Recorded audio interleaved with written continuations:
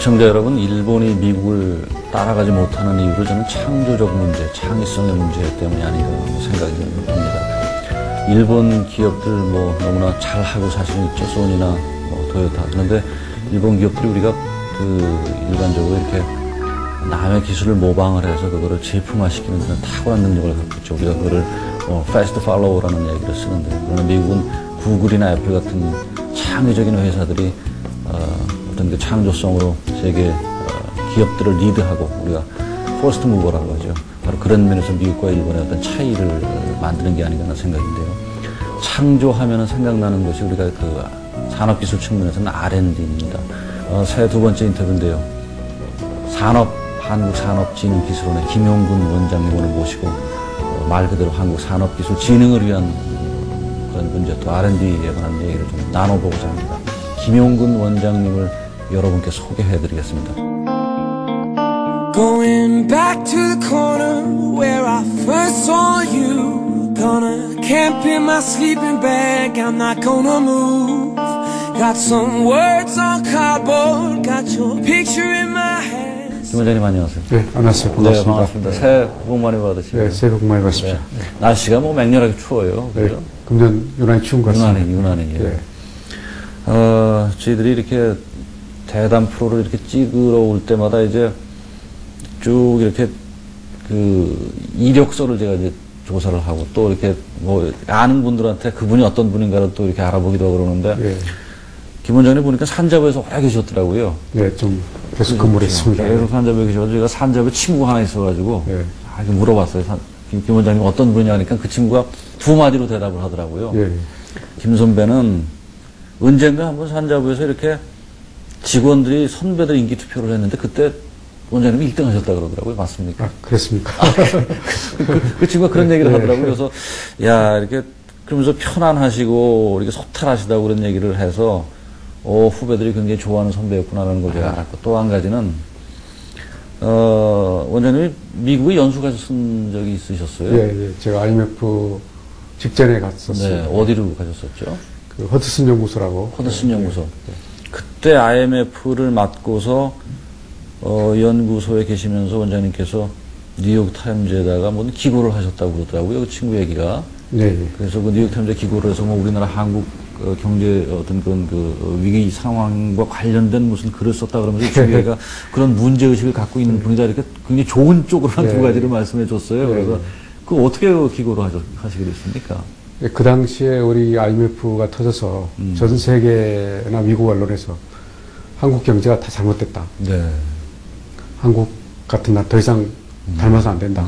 굉장히 비난했고, 그래서 저희 구제금융을 시작할 때, 이제는 어려운 나라이기 때문에 구제금융 비율, 그 이자를 13% 정도 아주 고금리로. 그랬었죠.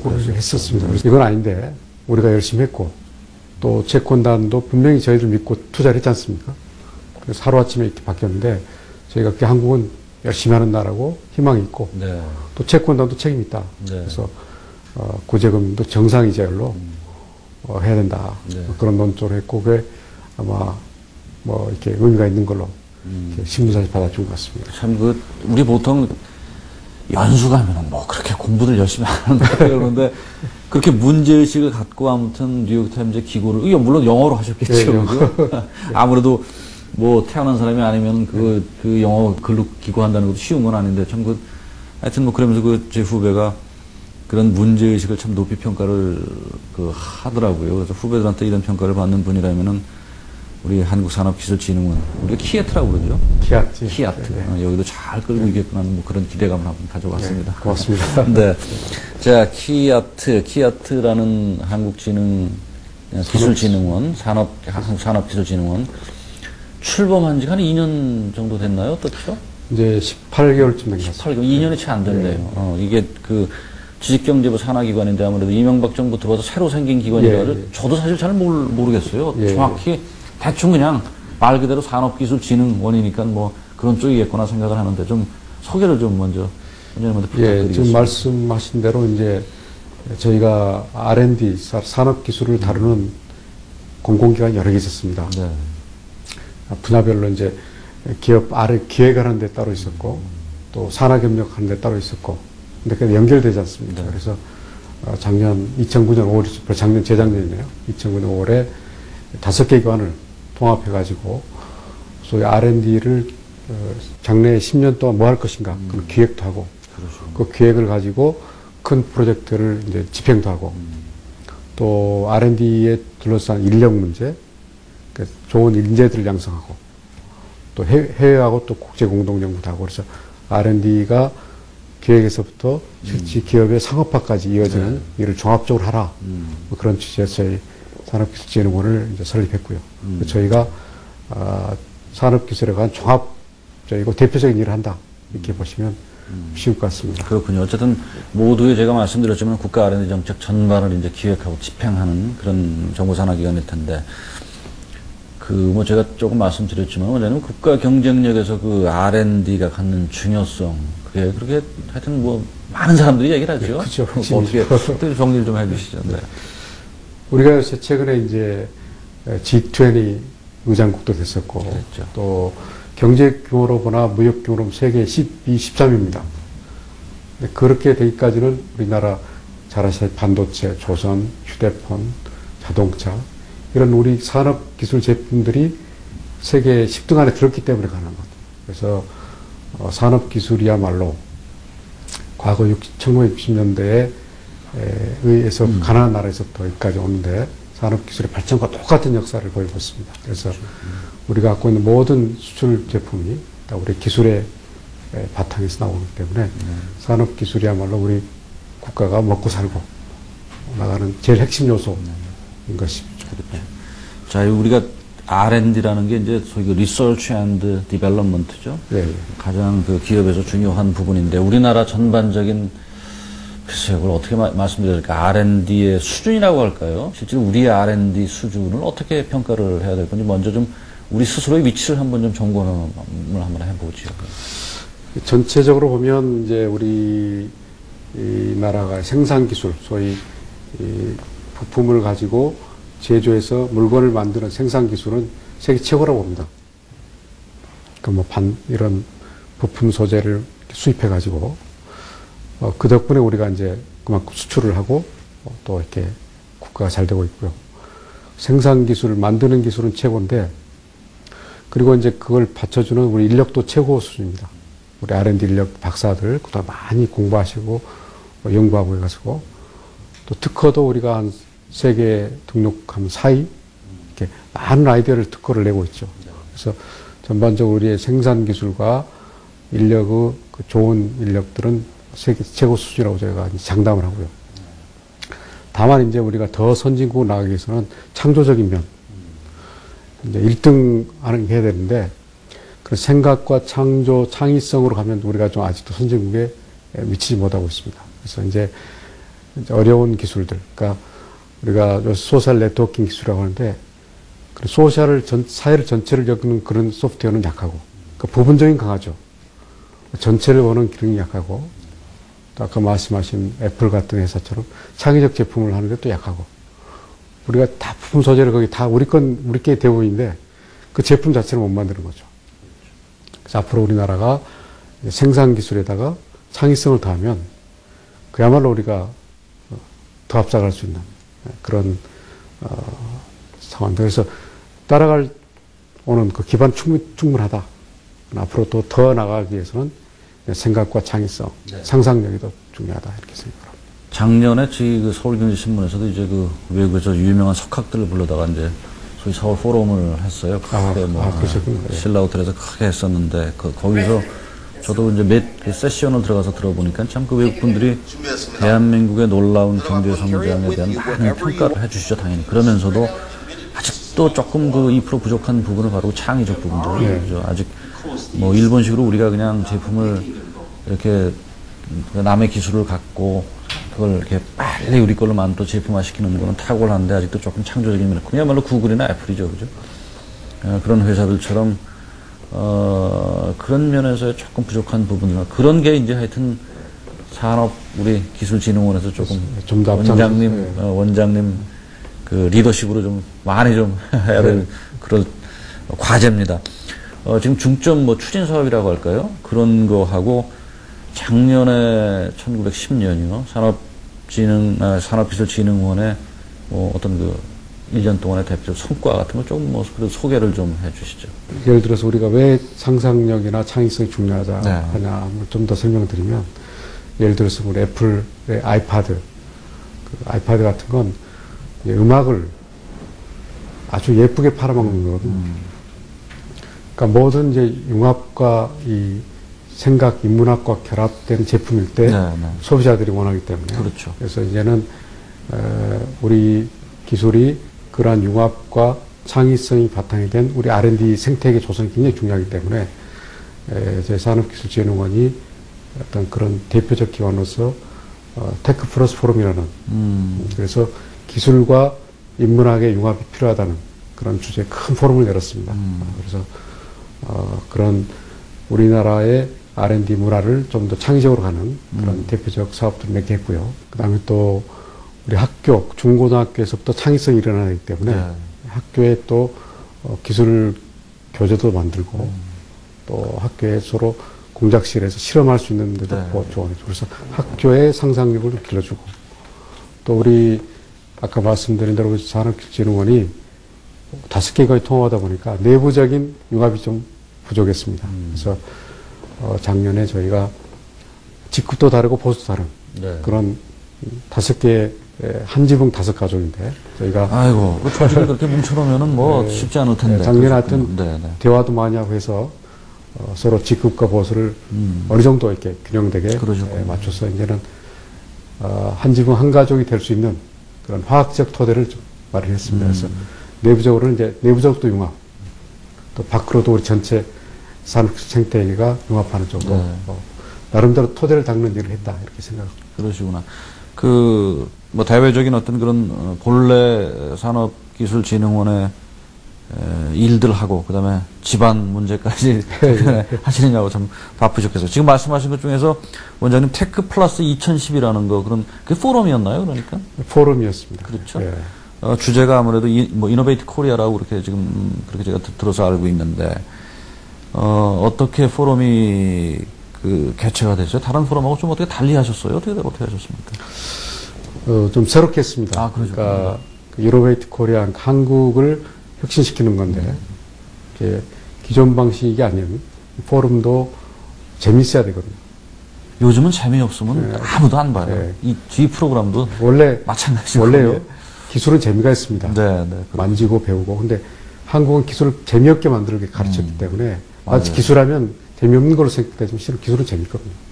기술에 생각을 담으면 훨씬 재밌습니다. 그래서 저희 테크 플러스 포럼은 스토리텔링으로 강사들이 무슨 강연을 한 게 아니고 자기 인생의 경험을 기술과 연계시켜서 설명하는 스토리텔링으로 했고 또 이 발표 시간도 20분으로 이렇게 제한했습니다.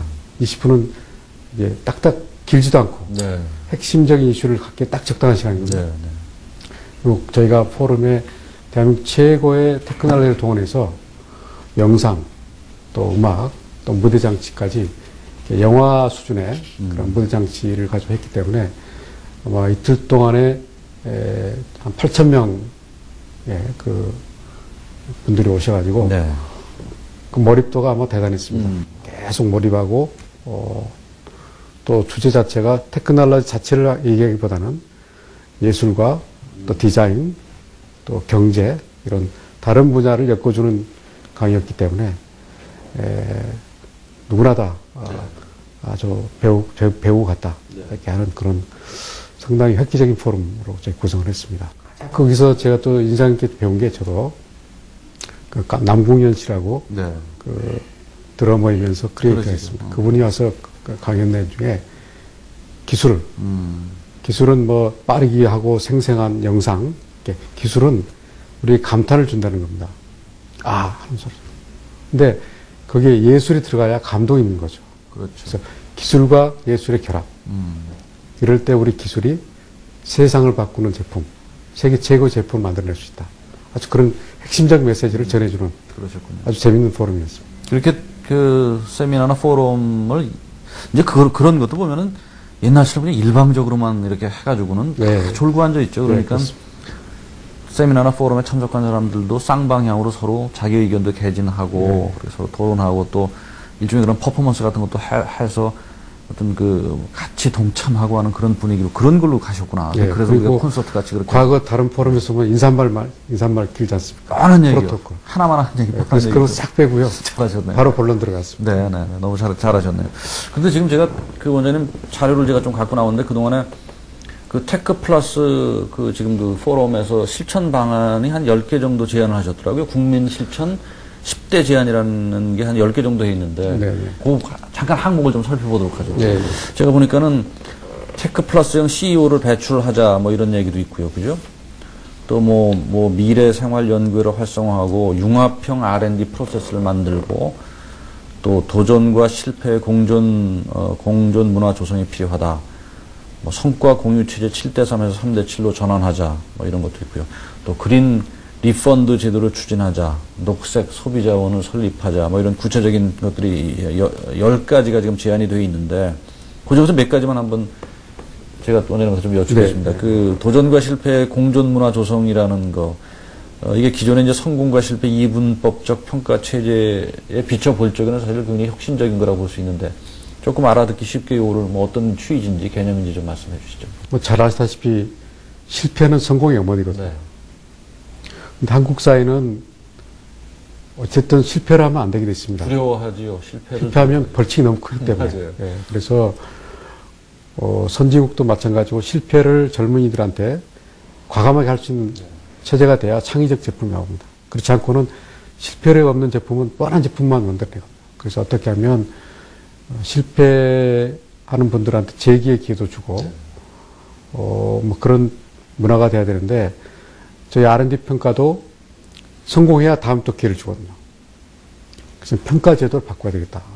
그래서 R&D 과제마다 다 의미가 있기 때문에 그 의미를 평가해 줘야지 성공과 실패가 이분법적인 접근을 하면 누구나 다 안전 위주로 가는 거죠. 그래서 우리가 기업가 정신이 안 나오면 그렇습니다. 그렇죠. 그래서 우리가 어떻게 하면 젊은이들이 자기 생각을 가지고 도전해서 실패하면 또 그 아이디어를 다른 사람이 또 이렇게 팔 수 있는 그런 사회 문화 구조를 바꾸지 않으면 우리가 이제 선진형 또 기업형 또 젊은이들의 도전 정신을 줄 수 없기 때문에 우리가 진흥원 R&D뿐만 아니고 금융 쪽 신용 이런 데도 마찬가지고 사회 전반적으로 그런 논의가 좀 활발하게 돼야 되겠다. 그거야말로 사실은 뭐 그냥 어떤 특정 부호가 아니라 인문학적 어떤 사회 전체 어떤 그래서 뭐라 그럴까요? 그 공통된 컨센서스 같은 거래야 돼요. 각 부처가 실패해서 그걸 패자로 그냥 뭐라 그럴까요? 그냥 그렇게 간주해버리면 누가 그거 하겠어요? 그래서 겁나서. 기업에서 실패한 사람은 우리나라 도망자가 돼버립니다. 그러니까요. 그래서 그런 문화를 바꾸지 않으면 우리가 더 큰 모험이 어렵기 때문에 그런 걸 꼭 우리가 사회적으로 좀 같이 논의했으면 좋겠다. 성공이라는 건 실패를 사실 먹고 태어나는 게 성공입니다. 맞습니다. 맞는 말이죠. 네, 맞습니다. 네. 자, 아까 말씀하신 그 성과 공유 체제라는 거, 7대3에서 3대7로 전환한다라는 것이 어떤 개념입니까? 그 애플의 이제 아이폰이 들어오면서 애플의 아이폰 스마트폰 자체가 이제 핵심은 애플리케이션입니다. 그렇죠. 애플리케이션이 많으냐 적으냐에 따라서 달라지는데 애플리케이션 자체가 생각이죠. 그 많은 생각들이 결합된 기기가 돼야 되는데 과거에 우리나라 기업들은 개발자들한테 30%를 줬습니다. 성과에. 자기들이 기업이 70 먹고 기업을 70을 하고 개발한 사람한테 30 먹고 이렇게 애플은 반대로 본인이 30고 개발자 70을 준 거죠. 그러니까 많은 개발자들이 가서 거기에 참여한 겁니다. 일종의 동기부여를 더 그러니까 서로 좋은 보상하고. 거죠. 그렇죠. 그래서 7대3에 3대7로는 굉장히 의미가 있다고 저는 봅니다. 네. 과거에 우리 이 경주의 최부자라고 네. 그 드라마도 있었는데 그 최부자께서도 싹스를 7을 줬거든요.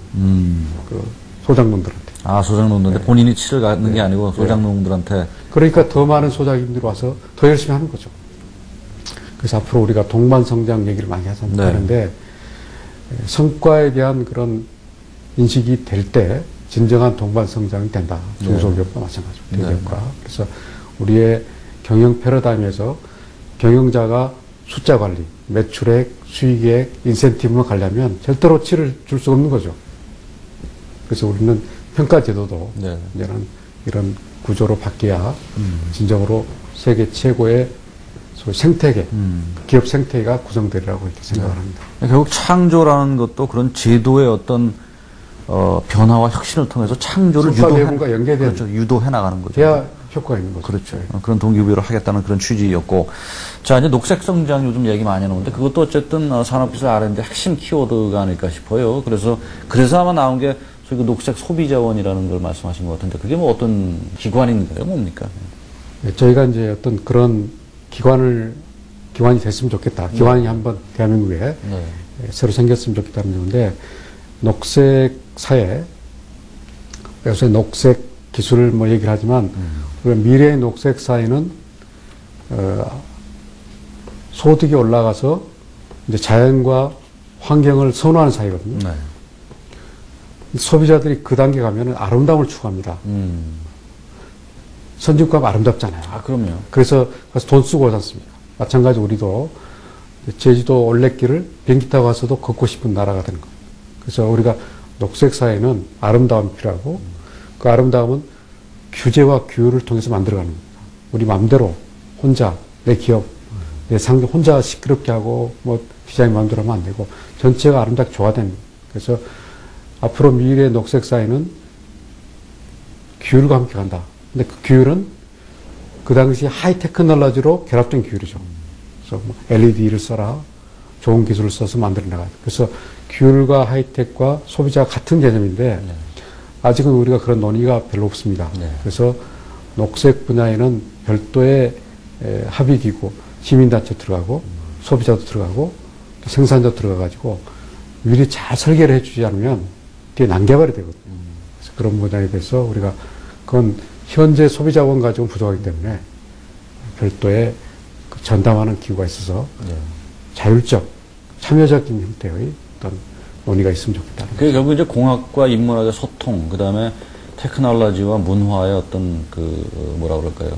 융합 같은 거 다 이제 그런 개념일 텐데 사실은 조금 아직은 그런 것이 이렇게 이론적으로 설명은 되나 실체가 잡히기는 조금 아직 바로 그런 거 하자라는 거죠. 그죠? 그런 거를 우리가 정책적으로 혹은 문화로 어떻게 실생활에서 구체화시키느냐를 따져보자라는 논의하고 그렇죠. 예, 이제 하나씩 구상을 그렇죠. 발전 계획을 세우고 또 논의의 틀을 또 확대시키고 그래서 그런 자체 출발부터를 해주는 누가 주체가 있어야 되는데 네. 주체가 지금 없기 때문에 각자 지금 하고 있는 지난주에 저희가 그 녹색 성장위원회 양수길 위원장님 예, 위원장 예. 좀 높으신 분을 만나서 인터뷰를 제가 했었는데 이제 아직은 그런 부분에 대해서도 조금 사실은 저도 인터뷰를 제가 하고 나서도 자, 그런 부분에 대한 구체적인 지침을 어떻게 해야 되는가라는 의문이 없지 않았는데, 뭐 그런 거를 해서 관련된 전문가들이 모여서 그걸 정책으로 이렇게 입안을 하고 그런 과정이 필요할 것 같다는 생각이 듭니다. 네. 자, 어쨌든 지금도 뭐 그런 얘기가 나왔지만은, 내는 세계적으로 아무튼 기술 융합이라는 게 이게 참 화두예요. 그죠? 여러 가지 말 그대로 융합형 프로세스, R&D 프로세스를 만들자는 제안도 지금 테크십 아젠다에 설정이 되어 있는데 기술의 융합 예를 들면 어떤 게 있을까요? 요즘엔 융합 제품이 아닌 게 없을 정도로 기술과 기술, 소위 IT하고 바이오 모든 기술들이 이제 결합돼서 제품이 나옵니다. 그러니까 자동차 같은 데도 내비게이션 들어가고 앞으로는 뭐 생체 인식 기술도 들어갈 거고 기술과 기술이 결합돼서 모든 제품이 나오는데 저는 기술과 기술의 제품 플러스 인문학과 결합돼서 사회 철학, 심리 이런 데 결합될 때 창의적 제품이 나온다고 봅니다. 그래서 아까 말씀드린 애플 아이파드 같은 건 음악이라는 상품을 팔아먹는 거죠. 그러니까 기존 제품이 아니고 음악이라는 것을 기기에 담아서 하는데 그것도 하얀색으로 파는 거죠. 색깔이. 하얀색이 좋거든요. 그래서 이런 제품의 본질과 인간의 본성, 그걸 어떻게 기기 하이텍으로 연결시키는가를 같이 토론하지 않으면 그런 제품이 안 나오는 거죠. 그래서 우리가 이제는 R&D 할 때도 지금까지는 R&D 기술 분야 전문가들, 엔지니어들끼리 모여서 R&D를 했습니다. 그러니까 우리가 기술을 최고라고 그러지 않습니까? 앞으로 우리가 R&D 할 때는 거기에 경영자도 들어오시고 또 철학가도 오시고 또 디자이너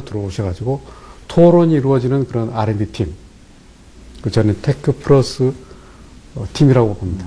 그래서 그런 팀들에 의해서 서로 모여서 같이 토론도 하고 또 R&D 할 때 또 재미도 없지 않습니까? 항상 실험을 했으면. 그래서 밖에 가서 영화도 보고 영화도 보면서 창의적 활동도 같이 이루어지는 그럴 때 우리나라의 모든 기술들의 좋은 제품이 나오는데 그러한 R&D 과정을 저희가 좀 설계를 하자. 그래서 지금까지는 시험 장비 구입비 또 기자재 구입비 이렇게 하드웨어적인 데를 주로 정부가 지원했습니다. 앞으로는 좀 문화 창작 활동도 하는데도 좀 지원해 드리고 또 해외 가서 공부하는 데도 좀 드리고 그래서 이 R&D에 대한 지원 구조를 좀 많이 소프트하게 하자.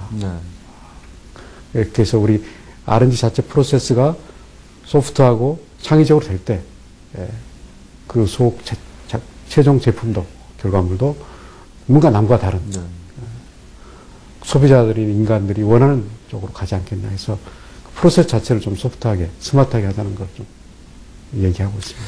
우리가 창조적 개념을 기업에서 이용을 한다면 그런 고용조차도 그런 부분에 수요들이 다 있을 텐데 우리는 그냥 다 경상계 따로 이렇게 그렇죠. 공대 문과학과를 구분해가지고 그게 대한민국에서야 교육에 나서는 제가 조그마한 단상을 말씀드린 거지만은 그런 것조차도 사실은 아직은 우리 사회가 그런 면에서 융합, 다양성 그런 어떤 그런 면에 많이 부족한 게 사실이에요. 고용도 그런 면에서 우리가 기술 융합이 되면은 그래서 트위터, 구글 아까 말씀하셨듯이 페이스북 그런 게 왜 대한민국에 안 나옵니까? 그러니까 사회학을 모르기 때문에 사회를 모르고는 그렇게 안 나오거든요. 그래서 단지 소프트웨어만 써가지고 알고리즘만 써가지고 안 나오거든요. 그래서 이제는 그런 심리 철학, 사회 진짜를 알고 거기에 재밌게 생각하면 아이디어가 나오는 거죠. 그래서 이제는 그런 분야가 이렇게 지극히 개인적인 얘기지만 제가 사실은 저는 전공을 물리학을 했는데 물리학을 하고 신문사에 오니까 저는 별종으로 취급을 굉장히 별종으로 취급을 받았고 미국 같은 경우는 물리학을 박사학위를 받은 사람들도 제가 미국에 있을 적에 그 학교에 한 반 정도는 그 당시 물리과가 월가로 빠져나왔었어요. 신문사도 다. 그런 다양성이 참 우리는 하여튼 부족하고 이제 앞으로 그런 것도 좀 개선이 되겠죠. 지금도 좀 활발하게 움직이고 있습니다. 지금 원장님 지금 명함을 아까 바꿔서 보니까 테크놀로지 아트하고 이렇게 그 명함에 써 있더라고요. 그것도 다 기술 융합의 개념으로 봐야 되는 거겠죠. 그렇죠. 그러니까 테크놀로지, 테크하고 아트가 원래는 어원이 같았습니다. 같았는데 테크놀로지, 테크닉은 기능 중심으로 이제 발전했고 아트는 내면적 가치 중심으로 이렇게 왔습니다. 근데 소비자도 인간이고요. 사회도 사람으로 구성된 사회지 않습니까? 그렇죠. 근데 인간 중심에서 그건 결합되어 있습니다. 그리고 특히 이제 소비자들의 소득성이 높아갈수록 소비자들의 내면적 가치, 예술적 가치가 높아집니다. 그래서 요즘에는 어떤 가전제품도 그냥 팔리지 않고요. 아름다워야 팔립니다. 맞아요. 그래서 냉장고, 특히 뭐 요새 가정주부들 하는 건 전부 예뻐야 되거든요. 그래서 우리도 많이 따라왔지만 테크놀로지가 아트와 결합된 소위 I'm engineer and artist 이런 복합 명함이 되는 시대가 돼야 우리가 그런 제품을 만들어냈어요. 아까 저희가 테크 플러스형 CEO라고 그랬지만 CEO 자체가 이제는 그런 융합된 CEO가 돼야 거기서 융합된 사고와 리더십이 나옵니다. 그냥 시켜서는 안 되거든요. 그래서 애플의 스티브 잡스가 굉장히 감성적인 분이고 이름도 사고로 지을 정도로 엔지니어이면서 그래서 엔지니어이면서 비틀즈 좋아했고 또 캘리그라피 좋아했고 또 동양사상 좋아했고 이런 사상과 철학 바탕 위에서 엔지니어였을 때 애플이 테크 플러스형 제품을 내놓은 겁니다. 그래서 앞으로도 삼성, LG, SK 우리 대기업들이 테크 플러스 CEO를 많이 양성해서 이렇게 나갔으면 좋겠다는 생각이에요. 아까 작년에 하신 일 중에서 그 테크놀로지의 세계라는 시리즈를 완간을 하셨다는 말씀을 하셨어요. 저기 지금 책이 아마 있는 것 같은데 저게 지금 그러니까 학교에서 부교재 같은 걸로 쓰는 건가요? 예, 우리 중고등학교의 기술이 그 기술과 가정과 기술로 되어 있습니다. 가정의 기술이 지금 종속되어 있는 상황입니다. 거꾸로. 가정교사가 기술을 가르치는 경우도 많고요. 그래서 원래 아까 얘기한 대로 기술이 굉장히 재밌는 과목인데 암기식으로 돼 있고 교과서도 10년 전에 지금 돼 있지 않습니까? 그러게 여기 저기 2000 교육과학부 기술부 검증이 2001년 7월 26일 10년 전에 그 내용들을 가르치고 있어서 저희가 창의적이고 재밌고 기술을 좋아하는 교육이 안 돼 있기 때문에 특히 입시 과목에서 완전히 변방이거든요. 그래서 지금 기술 과목 소외되어 있습니다. 그래서 어떻게 하면 살리자 해서 우선 교과서는 교육과학 기술 하고 있지만 시간이 없기 때문에 교과서보다 더 재미있는 또 그런 교재 형태로 저희가 만들었고요. 컬러부터 뭐 최신 아이패드 얘기, 스마트 TV 얘기까지 그런 내용에서 가장 최신화되어 있고 콘텐츠도 질문할 수 있게 그래서 상상력을 키우고 프로젝트를 만들 수 있도록 저희가 새로 구성해서 우리 중고등학교의 기술 과목이 살아야 되겠다 하는 생각을 하고 그런 차원에서 좀 많이 도움이 됐으면 좋겠다는 생각을 합니다. 네. 그 학교 교육하고 사실은 아직도 지금 저 기술만 해도 뭐 저희가 중학교 다닐 적에는 뭐 한 30년도 넘은 전 얘기지만 그때 기술책이 저도 있었는데 그때를 이렇게 제가 돌이켜 생각하면 정말 한심한 정도예요. 이게 도대체 우리가 그걸 왜 배웠는지도 잘 모를 정도로 재미없고 딱딱했는데 지금 많이 그래도 나아졌지만 아직도 부족하죠. 그게 뭐냐면 학교 교육하고 사실 기업 현장하고의 어떤 괴리 같은 우리가 배울 때부터 이제 그런 문제가 있었는데 이렇게 불일치 학교 교육과 기업에서 필요로 하는 어떤 기업의 현장에서의 어떤 그런 불일치 문제, 이 원인 또 혹은 뭐 대책 같은 거라고 그럴까요? 그런 거를 좀 원장님 말씀해 주시죠. 네, 지금 우리 학생들이 나와서 청년 실업자들이 많고, 근데 학교 교육이 아직도 이론 중심이고, 그렇죠. 또 과거 중심이어서 기업체에서 바라는 그런 인재 수요에 못 미치고 있습니다. 많이 나아지고 있지만, 그래서 저희가 그런 서로 수요와 공급 간의 학생의 그 질에 있어서 미스매칭이 지금 큰 문제로 제기되고 있기 때문에 저희 진흥원에서 산학협력이라는 큰 타이틀 속에 대학교의 이공계 교육과 기업계 수요를 연결시키기 위해서 여러 가지 지금 프로그램을 하고 있습니다. 그래서 대학교의 공학교육 혁신센터라고 개혁 주체를 만들어서 거의 커리큘럼, 그다음에 강사 이런 분들이 산업계에서 오신 분들이 주로 가르칠 수 있도록 하고 또 그 프로그램도 산업계 분들과 학생들이 공동으로 R&D를 할 수 있도록 공동으로 산학협력 프로그램 많이 저희가 지원해서 요즘에는 이제 대학들 많이 변하고 있는데 기업들 쪽에서 학생들을 이렇게 좀 많이 교육하는 지원해 줘야 되는데 그냥 좋은 학생들 데려다 쓰려고만 하거든요. 근데 사전에 자기 직원이 아니지만 인턴십이랄지 좀 문을 열어서 전 대한민국의 인재 양성 차원에서 기업도 좀 협조를 해야 됩니다. 아니 기업들도 그러는 게 대학에서 그렇게 데려다가 자기들이 다 훈련시켜서 처음부터 해야 된다고 불평을 또 하면서 그러면서 또 인류대학만 고집하는 것도 그런 것도 기업 측에서도 기업도 말이 변화가 좀 있어요. 그럼요. 자꾸 그런 고정관념들을 기업들도 뭐 이런 제품에만 고정관념을 깰 게 아니고 맞습니다. 경영에 대한 고정관념들도 사실 좀 깨야 돼요. 그래서 금년에는 저희가 기업계 분들하고 또 대학 공대 교수님들하고 같이 미팅도 해가지고 서로 좀 간극을 좁히려고. 뭐 좋은 대학만 그렇게 해가지고 다 그런 것이 결국은 그러면 어느 부모들이 좋은 대학 애들 그냥 소 팔고 농담으로 안 보내려고 그랬어요. 농담으로 고3 학생이 어머니한테 협박하는 말이 있습니다. 저 공대 갈래요. 그렇군요. 재밌네요. 자, 어쨌든 뭐 지금 원장님하고 말씀 나눈 것처럼 기술 문화를 조성하는 일이 결국 또 그게 이공계를 살리는 일일 수도 있고요. 산업 경쟁력의 어떤 기초를 다지는 걸 텐데 뭐 이런 교재 만드는 거 말고 또 우리 산업기술진흥원에서 좀 하는 일이 또 다른 게 있나요? 어떻죠?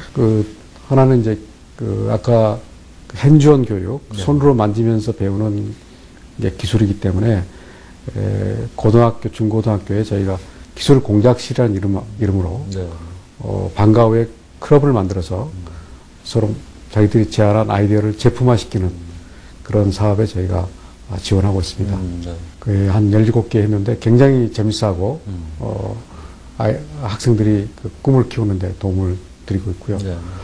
제가 여담으로 말씀드리면 옛날 1960년대에 그 실리콘밸리에 홈스테드 고등학교가 있었습니다. 그 고등학교에 한 공고 기술교사 선생님이 자기 그 교실을 자기가 직접 휴렛 패커드랄지 주위에 있는 전자제품을 다 모아가지고 또 사가지고 해서 실험 교실을 완전히 전자부품으로 채우고 직접 학생들을 이렇게 교육하고 만지고 네. 체험하고 해서 실리콘밸리에 많은 인재를 양성했습니다. 그 교사 밑에 누가 있었냐면 스티브 잡스 거기서 큰 거거든요. 아, 그래서 그렇군요. 우리 고등학교가 그렇게 좀 변했으면 좋겠고요. 특히 이제 사회적으로는 기술을 체험하고 가족과 함께 만지면서 배울 수 있는 공간이 없습니다. 그 산업기술문화공간의 이름으로 저희가 쉽게 얘기하면 산업기술박물관이죠. 네. 그래서 뭐 자동차, 조선, 뭐 여러 가지 휴대폰 이런 것들이 한 번에 가서 이렇게 역사와 또 체험도 하면서 배울 수 있는 공간이 없기 때문에 저희가 정부와 함께 산업박물관 꼭 만들자. 이건 역사적으로 쭉 채워가면 세계 최고가 됩니다. 그래서 지금은 현재는 기술을 접할 수 있는 데가 공장 견학이거든요. 공장 견학은 쑥 지나서 박수 치고 끝났는데 아무것도 남는 게 없습니다. 아, 멋있다고. 근데 그걸 이제는 직접 원리부터 또 만지면서 또 공부도 하면서 하는 그런 공간들을 사회 곳곳에 좀 많이 만들었으면 좋겠다 해서 산업기술 박물관 사업을 제가 주장하고 있고요. 하나 더 욕심껏 제가 계속 떠들고 있는 게 아파트에 공작 수치를 좀 만들어 달라. 그래서 아파트에 뭐 우리 편의시설 많고 쇼핑가도 많지만 그것도 아이디어네. 거기 있는 레고실을 만든다거나 그 젊은 어린아이들이 와서 놀면서 기술을 배울 수 있는 그런 기술 공작실 아파트마다 좀 하나씩 있으면 아, 좋겠다. 그거 아이디어네요. 그래서 그 아이들 중에서는 막 라디오, 우리 어렸을 때 그렇지만 라디오 듣고 조립하는 네. 거 굉장히 좋아하는 애들이 있단 말이에요. 네. TV 뜯고 있습니다. 그런 거죠. 그런 애들이 그래서 위해서. 아파트 내에 좀 그럼요. 좀 하나씩 있어가지고 왜냐면 우리는 그게 없어졌거든 아파트 문화 때문에 옛날에 있었는데 그래서 아파트에 다시 좀 세우자 네. 하는 그런 캠페인을 하고 있는데 좀 같이 좀 계속 좀 얘기를 해주십시오. 그러게. 그런 것들이, 그런 조그마한 것들이 생활 주변에서 일어나는 혁명이죠. 그래서 아파트에서 지금까지 그냥 무슨 체육기구 뭐 이런 거 갖다 놓는 거 이외에 없잖아요. 근데 그런 걸 해서 아이들이 어렸을 때부터 그런 창조적 공간을 아파트에 하나씩 마련해 준다면은 그거 하기 좋아하는 녀석들은 가지고 그거 놀이문화로. 실제로 주거 환경, 집에서 만드는 환경이 선진국과 우리 차이점입니다. 네. 굉장히 중요한.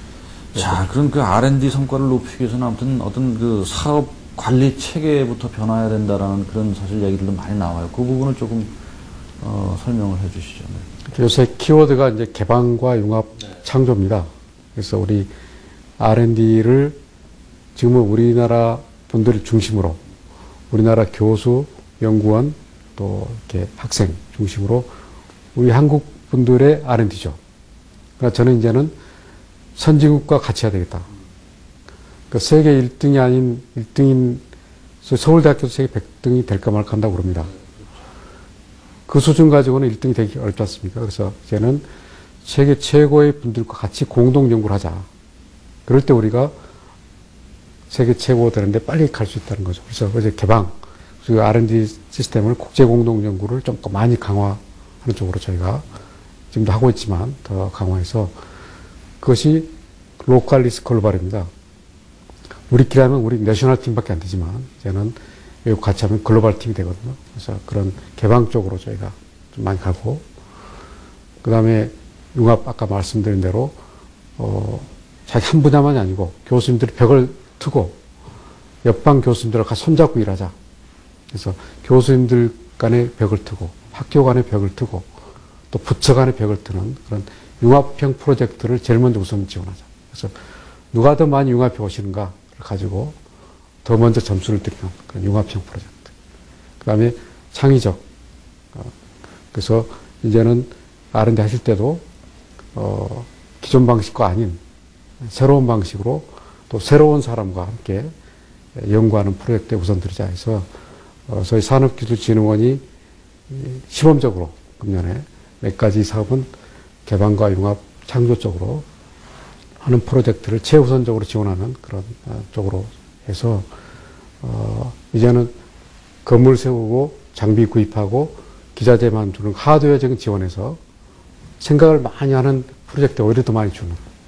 그리고 아까 말씀드린 대로 비록 실패냐 성공이냐를 따진 게 아니라 결과물이 가치가 얼마나 있느냐는 가치 중심의 판단.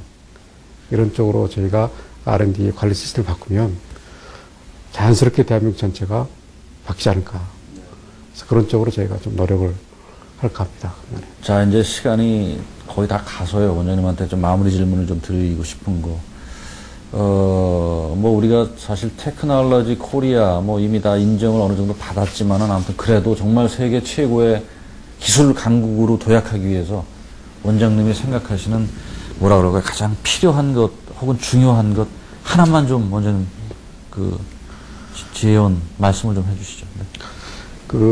제가 요새 밖으로 좀 이렇게 주장하고 다니는 게 테크 플러스 패러다임입니다. 네. 그래서 우리 생각이 테크놀로지의 E가 이코노미입니다.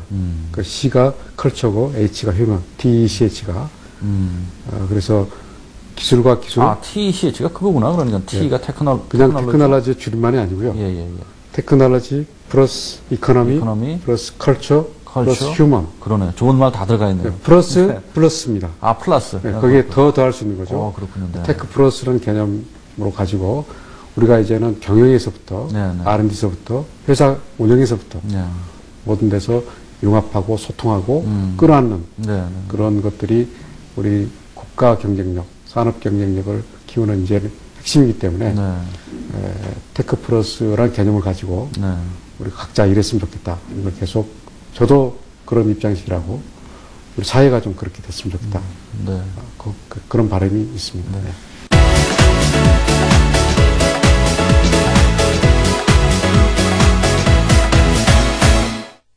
자, 오늘 원장님하고 제가 이렇게 대담을 하면서 인상적이었던 부분이 뭐냐면 R&D를 우리가 R&D 하면 흔히 기업하고만 이렇게 기업만 떠올리게 되죠. 그죠? 근데 사실 그런 기업, R&D의 창조성이 기업뿐만이 아니고 오늘 제가 얻은 원장님 같은 메시지는 그것이 개인으로부터, 그죠? 개인, 특히 교육으로부터 한 사람 한 사람 그런 창조적인 마인드가 결국은 기업의 R&D하고 연관이 되어 있다는 부분을 굉장히 인상적으로 제가 들었고, 우리 시청자 여러분도 하여튼 오늘 원장님 말씀하신 것처럼 그 아이들이 좀 정말 창조적으로 잘할 수 있도록, 그래서 그런 것이 아이들이 커서 우리나라 국가 경쟁력을 높일 수 있는 다 자원이 되는 겁니다. 그래서 산업기술진흥원에서도 어떻게 그럼 아이들 창조적으로 키울 수 있는가의 문제까지도 잘 좀 그 기획을 좀 하셔가지고요, 그죠? 그걸 제도화시키고 해서 뭐 테크놀로지 코리아가 아니라 제 바람은 개인적으로 창조 코리아로 이렇게 좀 창조적인 우리 모두가 좀 창조적인 사람이 될 수 있는 그런 기반이 좀 닦였으면 하는 바람을 가져봅니다. 오늘 뭐 사실 어떻게 보면 시청자 여러분 조금 딱딱하고 재미없는 얘기가 있을 수도 있겠죠. 그렇지만 또 한간에 읽어보시면은 충분히 원장님 좋은 말씀 해주셔서 들어볼 만한 그런 많은 부분들이 있었다는 그런 믿음을 가져봅니다. 자, 원장님 어쨌든 우리 모두 한국산업기술진흥원 올해 좀 그 기대를 갖고 지켜보겠습니다. 열심히 하겠습니다. 그리고 여기까지 와주셔서 정말 감사합니다. 네, 고맙습니다. 네, 반갑습니다. 네.